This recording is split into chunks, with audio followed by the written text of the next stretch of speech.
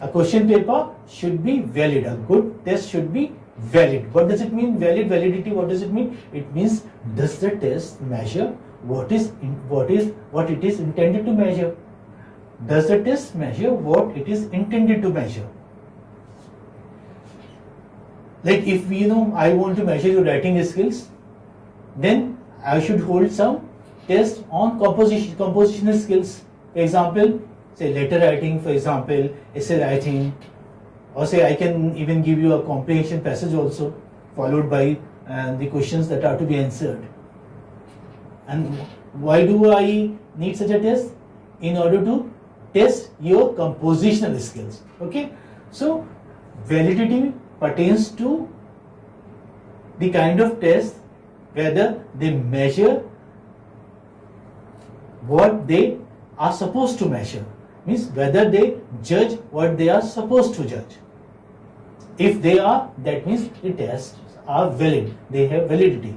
Validity is not general but specific, as I pointed out just. For example, a test of pronunciation measures pronunciation only and nothing else. Such a test would not be a valid test of grammar or vocabulary, because it does not test grammar or vocabulary, because of it being specific in its approach. So tests, are specific in their approach. For example, a test on vowels and consonant sounds that we had would judge only your pronunciation skills. But in examination, it's not so. You have all kind of questions there, because by that time our syllabus is over, and so you are asked all kinds of questions. So this is the difference between test and examination. So first point was, a test should be valid, and number two, a test should be reliable. Okay, reliable means there should be consistency in performance. It means that does the test yield the same score one day and the next day? That is, does the test yield dependable score? If it does, it is a reliable test. So test should be reliable. The question paper should be such that it gives reliable result. Okay, and then the next characteristic of a good test is that a test should be accessible. Now this pertains to marking an answer sheet. It means if a test can be scored with ease so that the users may be able to handle it. Subjective type tests are not easy to score. For an examiner can be too liberal and too strict at different times as per the change in his moods. I remember, my students keep coming to me, so, I had done my paper very well and I got only 65. Although, he had not done well and he has got 68. So, students, keep complaining. This happens, I'm sorry. I shouldn't be telling you, but, this happens because of the mood of the examiner. Although, the mood of the examiner should be, consistent, which it shouldn't change. But to a human being, the subjective tests are that way are not easy to score. For examiner can be too liberal and too strict at different times as per the change in his moods. Whereas objective type tests are easy to score as they are not affected by the change in moods of the examiners. And that is why you must have seen, my dear students, that when I hold test, I mean the test at the end of the month, towards the end of the month, usually on the last Monday, I conduct a test after completing a fixed portion or a specific portion there in my classroom. So what do? I have portion on MCQs as well as on long answer type questions or say short answer type questions.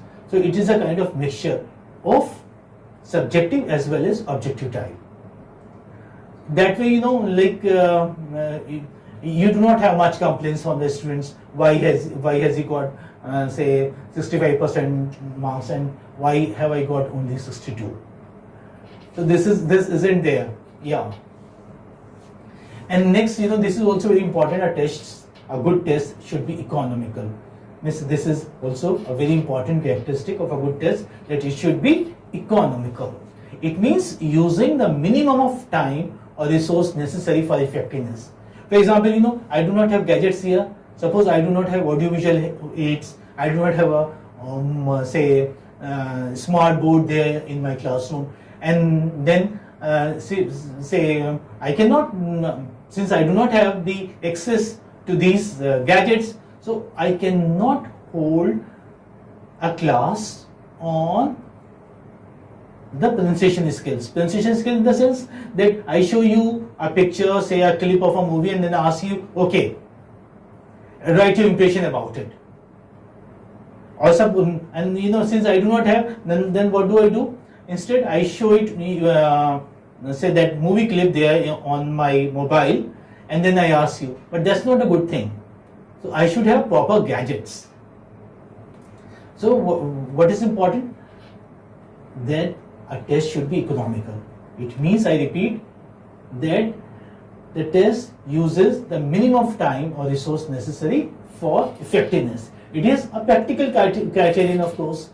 Does the test measure what we want to test in a reasonable and given time, considering the testing situation? Okay. If it does, the test is practical and economical.